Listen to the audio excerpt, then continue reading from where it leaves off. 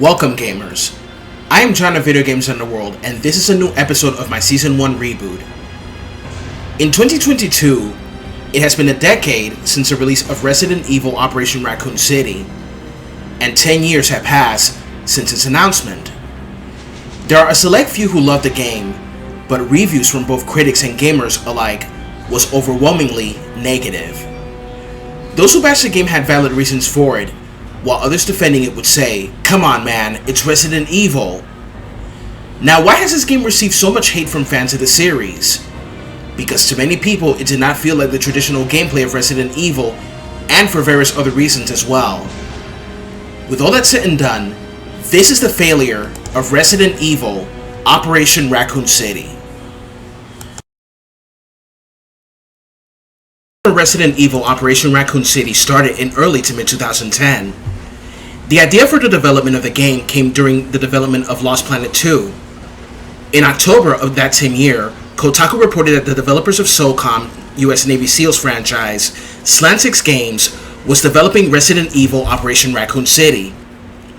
On its website, Slant 6 Games explained that it was currently developing an amazing new project that was announced, yet it refused to confirm its new project outside of working with a new publishing partner on a world-class franchise. Though Slant 6 production staff had hopes of developing a game more in keeping with older Resident Evil titles, Capcom wanted the game to be more akin with their successful SOCOM games. Operation Raccoon City was announced on late March of 2011, and its final concept was demonstrated along with a brand new cast of characters aside from its well-known protagonists of the series. These new characters were shown in futuristic Umbrella Security Service uniforms. The characters of Vector, Spectre, Beltway, and Bertha were announced, and magazines showcased their designs. At this time, Capcom producer Masachika Kawata had estimated in a one-up interview that the game was approximately 45% complete. At E3 2011, the characters of Lupo and Four Eyes were introduced by Capcom Unity, and Kawata announced that development of new enemies was ongoing. Resident Evil Operation Raccoon City takes place during the events of Resident Evil 2 and Resident Evil 3 Nemesis respectively, thus featuring the characters of both games such as Leon Kennedy, Claire Redfield, Sherry Birkin, Jill Valentine, Nikolai Genovayev, Ada Wong, Carlos Oliveira, and Hunk. At first the game had one campaign involving the Umbrella Security Service team Wolfpack.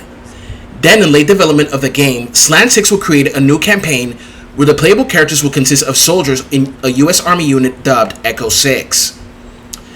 The first mission of the Echo 6 campaign was released as a free downloadable content in April of 2012.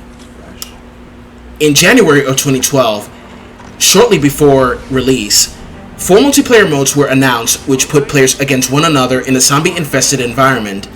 Team Attack, Survivors, Biohazard, and Heroes were available for all consoles, with the latter being a team game consisting of established characters.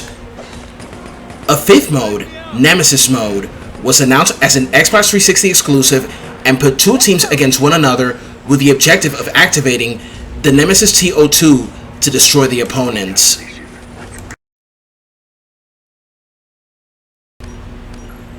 The story of Operation Raccoon City begins where a team led by Hunk infiltrates the underground laboratory known as Nest.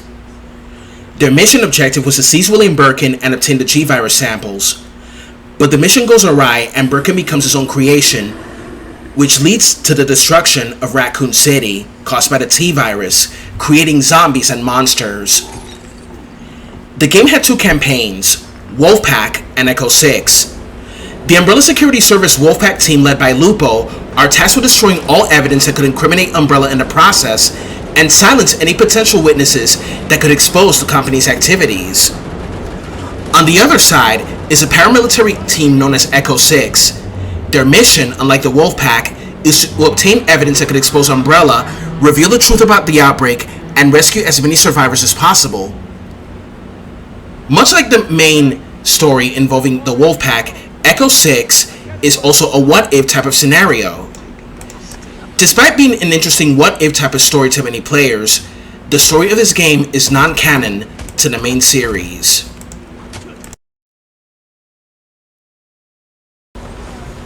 Operation Raccoon City has 12 playable characters from both Wolfpack and Echo 6 respectively.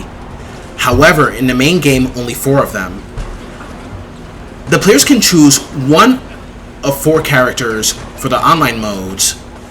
Each team member has their own special role and abilities. As the Umbrella Security Service Team Wolfpack, players must fight off US Spec Ops and UBCS members who are trying to obtain truths about the viral outbreak and rescue civilians. The Wolfpack must also fight off against zombies, lickers, and other BOWs as well. The Wolfpack is tasked to destroy all evidence that could expose the company and silence potential witnesses and survivors like Leon and Claire.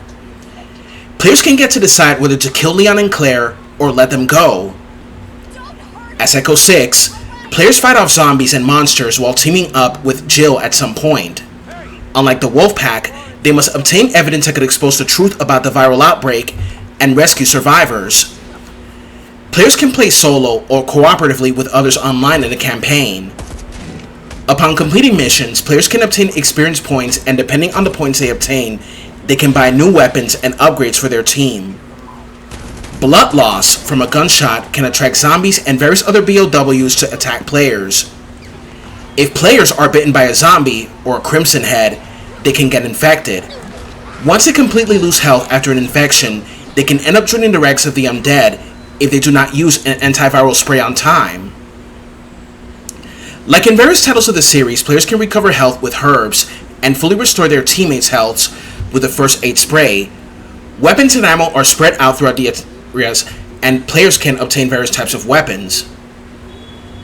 The gameplay is focused on the action shooter genre from a third-person perspective, like in Resident Evil 4 and 5, but with the addition when characters can run and shoot, aim, or reload their weapon at the same time. Graphically, the screen can be affected in different ways, including blood splatter from killing or hurting an enemy, or being covered in vomit from zombies and crimson heads. Operation Raccoon City also has competitive multiplayer mode in which players can either be part of Echo 6 or the Wolfpack and engage with other players. The 4 modes of the multiplayer are the following.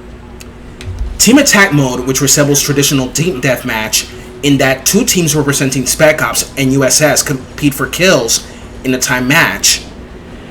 It also uses a point-based system in which monster kills and enemy player kills earn a set amount of points, which a larger point distribution for the latter. Survivor Mode is a unique game mode in which 2 teams battle it out for seats on the last helicopter out of an infected zone. Killing opponents lengthens their respawn time, giving players a better opportunity to safely board the helicopter when it arrives. While players work in teams, individuals only win if they successfully board 1 of 4 seats on the helicopter. Heroes Mode includes several classic characters separated into 2 teams, Spec Ops and the USS.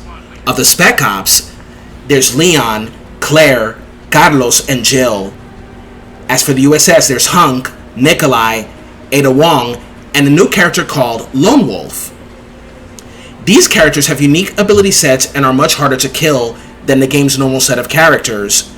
If a hero dies, the player respawns as a normal character. Players win when they eliminate all the heroes on the opposing team. Biohazard Mode is a capture the flag variant in which 2 teams compete to retrieve a glowing purple vial and return it to their base. Vials spawn in one of several central locations. Players win when their team returns 5 vials.